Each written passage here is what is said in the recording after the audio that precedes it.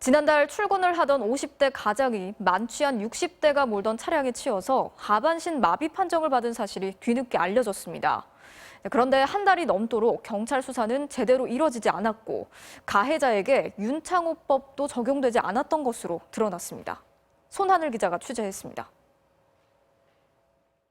SUV 차량이 앞뒤로 심하게 찌그러져 반으로 구겨지다시피 부서졌습니다. 사고가 난 건 지난달 30일 오전. 출근 차량으로 붐비던 경기도 김포의 한 교차로였습니다. 이곳에서 신호를 기다리던 산타페 차량을 가해 차량이 달려와서는 그대로 들이받았습니다. 충격이 워낙 컸다 보니 이 산타페 차량을 포함한 차량 석 대가 줄줄이 추돌 피해를 당했습니다. 앞차 2대의 운전자 2명은 경상이었지만 강한 충격을 받고 사이에 낀 산타페의 운전자는 크게 다쳤습니다. 백사를 한 걸로 알고 있어요. 네. 아예 수리 견적도 안 내신 거예요? 맞네요. 많이 망가졌어요. 아침 출근길에 날벼락 같은 사고를 당한 피해 운전자는 서울 집에서 업무차 김포로 향하던 두 자녀를 둔 58살 맞벌이 가장이었습니다. 피해 남성은 결국 척추신경 손상으로 하반신 마비 판정을 받았습니다.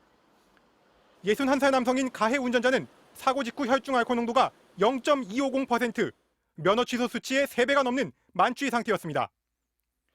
음주운전 사고로 사람을 다치게 한 경우여서 명백한 윤창호법 적용 대상입니다. 하지만 경찰의 수사는 거북이 걸음이었습니다. 단순 음주운전으로 입건한 것부터 석연치 않았습니다.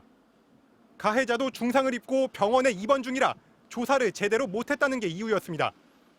절차대로 지금 수사를 하고 있고요. 두 분 다 이제 많이 다쳐서 병원에 계시니까 조사를 못했고. 하지만 윤창호법을 적용할지 말지가 과연 검토할 사안인지에 대한 질문에 대해선 답을 내놓지 못했습니다. 경찰의 태도는 피해자 가족들이 언론을 통해 엄벌을 촉구한 뒤에야 뒤바뀌었습니다. 오전까지만 해도 검토하겠다고 했던 윤창호법 적용 여부. 그거는 지금 조사를 안 해가지고 단정적으로 뭐 어떤 법률을 적용한다고 말씀드리기 좀 어려울 것 같은데. 하지만 사건이 공개된 오늘 오후가 돼서야 경찰은 가해자에게 윤창호법을 추가 적용했다고 밝혔습니다. 만취 음주운전 치상 사건이 발생한 지 거의 한 달 만입니다. 그 당시에 수사기관이 정상적인 운전이 곤란하다는 것은 경험칙으로 알 수 있거든요. 하면 되는데 수사가 미진한 것으로 보입니다. 지금까지 가해자와 전화 통화만 했다는 경찰. 경찰은 이 또한 오늘에서야 병원을 찾아가 직접 조사를 하겠다고 밝혔습니다. MBC 뉴스 손한리입니다.